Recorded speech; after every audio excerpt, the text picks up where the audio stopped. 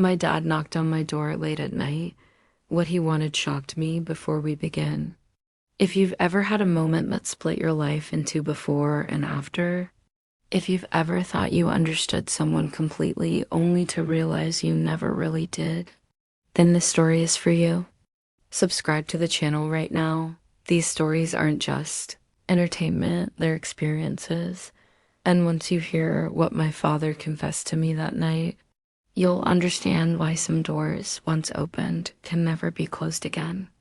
Now listen closely. I never expected the knock, not at that hour, not from him. It was just past midnight when the sound landed against my bedroom door, soft but deliberate. Not loud enough to be accidental. Not gentle enough to be ignored. A knock that meant something. My phone was still glowing in my hand, frozen on an old photo I didn't remember opening. One of those memories your thumb finds before your mind is ready. The house around me was completely still, wrapped in that unsettling quiet that only exists after everyone else has gone to sleep. Even the refrigerator hum downstairs felt too loud, too intrusive. Then came his voice. "Linda, are you awake?" My chest tightened instantly. My dad, Robert, never came to my room this late, ever. He was a man of routines, of early mornings and predictable nights. By midnight, he was always asleep on the couch or already in bed, glasses folded neatly on the nightstand, alarm set like clockwork, and the way he said my name. There was hesitation in it, a tremor he didn't know how to hide. 1,000 thoughts raced through my head all at once. Did something happen? Is he sick? Did I mess something up without realizing it? I swallowed and forced my voice to sound steady. "Yeah, Dad, you can come in." The door opened slowly, not all the way. That was the first thing that felt wrong. My dad was a man who believed in certainty. Doors were either open or closed, never left hanging in between. That half-open door felt like a warning, like he wasn't sure he should be here. The hallway light spilled in behind him, casting his shadow long and unfamiliar across my floor. He was still wearing his flannel shirt, sleeves pushed up like he'd been pacing for a while. His shoulders looked heavier than usual, as if the night itself had settled on them. He looked older, not in a physical way, in the way exhaustion sits inside someone's bones. "I didn't mean to wake you," he said quietly. "You didn't," I replied, though that wasn't entirely true. I'd been drifting, half asleep, floating in that hazy space where thoughts blur into dreams. But the tension rolling off him snapped me fully awake.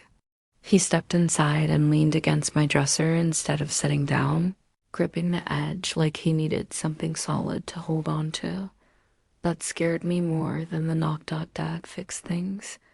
Broken sinks, dead car batteries, arguments that felt too big for me to handle. Seeing him like this, unsure, unsteady, made my heartbeat pick up. Like it sensed something was coming, and not really sure how to sort this, he said.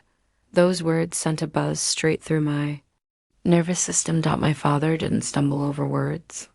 He wasn't emotional or dramatic or unsure of himself. He was quiet confidence in human form. The kind of man who didn't talk much, but when he did, you listened. "What's wrong?" I asked softly. He glanced toward the hallway, then back at me. "It's nothing bad about you," he said quickly. "So don't think that." It didn't help. If anything. The knot in my chest tightened. He finally sat on the edge of my bed, leaving space between us. Like he was afraid of crossing some invisible line. "I realized tonight," he said, voice steadier now, "that I haven't been as honest with you as I should have been." I blinked. Honest? Dad wasn't secretive. At least, I never thought of him that way. He'd kept his worries to himself, sure, but that felt different. That was just who he was. "What do you mean?" I asked. He rubbed his palms against his jeans, staring down at them like the words might appear there if you waited long enough. "Your mom?" He started, then stopped. The air changed instantly. Talking about my mother was like touching an old bruise, never fully healed, always tender. She'd been gone for 3 years, but moments like this made it feel like she'd just stepped out of the room. She was better at these conversations. He continued quietly. She understood feelings in a way I never really did. My throat tightened. After she passed, he said, I tried to step into that role.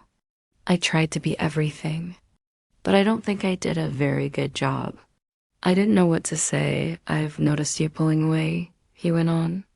Staying in your room more, keeping things to yourself. Sometimes you look like you're carrying the weight of the whole world. He paused, and I never asked why. That hit me harder than anything else he could have. Sad. He wasn't accusing me. He wasn't blaming me, Dot. He was confessing. I've been scared, he admitted, his voice breaking just slightly. Scared that I failed you.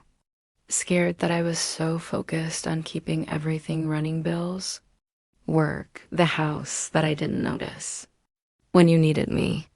I hadn't expected this, not the vulnerability, not the honesty, not the quiet fear of a father who loved his daughter more than he knew how to express. Dad, I whispered. He looked up then, really looked at me, and in his eyes was something raw, something real. Not overwhelming, not dramatic, just true. I love you, Linda, he said, and I don't want to lose the closeness we used to have. My chest felt full and hollow at the same time.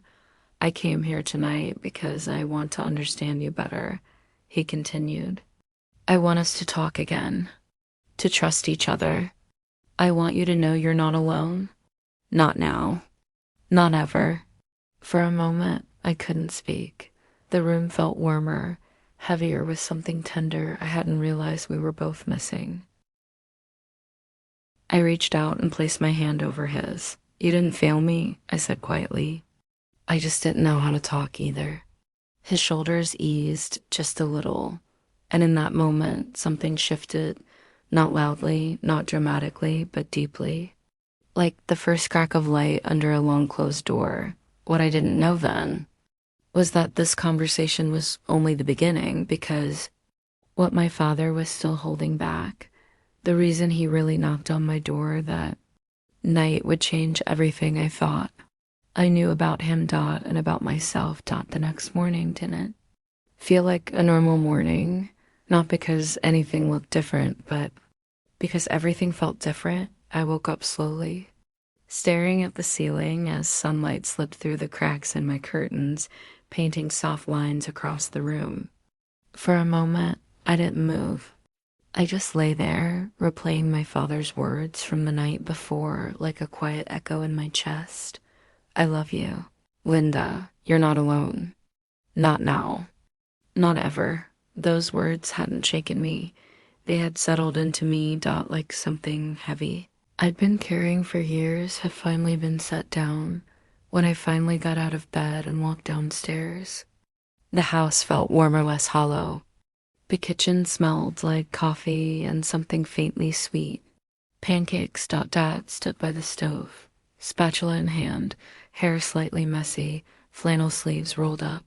He looked normal, but when he turned and saw me, his expression softened in a way that made my chest ache. Morning. Kiddo, he said. He hadn't called me that in a long time. Morning, I replied. Sitting at the counter, I made pancakes, he added, lifting the spatula like it was an offering. They're a little burned. Just how you like them? I laughed, really laughed, and the sound surprised both of us. We ate quietly, but it wasn't awkward. It was the kind of silence that didn't need fixing, the kind that sits comfortably between people who are trying. Halfway through breakfast, he cleared his throat. About last night, he said, eyes still on his plate. If I came on too strong, I didn't mean to scare you. You didn't, I said quickly. It actually meant a lot. He looked relieved, like someone who'd been holding his breath and didn't realize it. I just want us to talk more, he said. Really talk. I want that too. I replied. After breakfast, we cleaned the kitchen together. It felt strange at first, like learning a new rhythm. But slowly, the space filled with movement and sound plates clinking, water running, small smiles exchanged without explanation. Then he hesitated. There's something else, he said, that familiar. Heaviness returned. I didn't come to your room last night just because I was worried about us, he continued. There's something I've been carrying for a long time. I looked at him. What kind of something? He didn't answer right away. Later that afternoon, he asked if I wanted to go for a drive. No destination, just movement. We drove with the windows cracked open, autumn air rushing in, carrying the scent of fallen leaves and distant smoke. The road stretched ahead of us, quiet and golden. You used to love this road, he said. I still do, I admitted. He smiled faintly. You'd press your face to the window and say you were looking for deer. You believed they could understand you?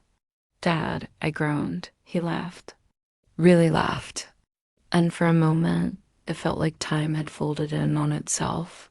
We pulled over at an old overlook, one of those places you don't remember discovering, only returning to. The valley below us glowed in the soft colors of evening. He rested his hands on the railing and took a deep breath. I should have told you this years ago, he said. My heart picked up. After your mom died, he continued, I didn't just lose my wife. I lost the part of myself that knew how to ask for help. I stayed quiet. I thought being strong meant staying silent, he said. I thought protecting you meant hiding my fear, my grief, my mistakes. He turned to look at me then. The truth is, he said slowly, there were nights I didn't think I could do this. Raise you. Be enough. Tears burned my eyes. I never told you how lost I felt, he continued, because I didn't want you to carry that weight. I swallowed hard. I wish you had. He nodded. Me too. Then he said the words that changed everything. I'm not the man I want to be yet, but I'm trying. And I need you to know, I'm not perfect. I never was. Something inside me loosened, not because he confessed. Something terrible, but because he finally let me see him not just as my father, but as a human being. I don't need you to be perfect, I said quietly. I just need you to be here. His eyes filled, but he didn't look away. I am, he said. I promise. We stood there as the sun dipped lower, the sky slowly darkening, neither of us rushing to fill the silence. That night, the knock, the confession, the truth, it wasn't about secrets. It was about connection, about two people realizing they didn't have to grieve alone. That was the night my father didn't just knock on my door. He knocked down the wall between us. And for the first time in years, I didn't feel alone in my own home. If this story touched you even a little, if it reminded you of someone you haven't talked to enough, don't wait for midnight. Start the conversation, because sometimes the bravest thing someone can do is knock.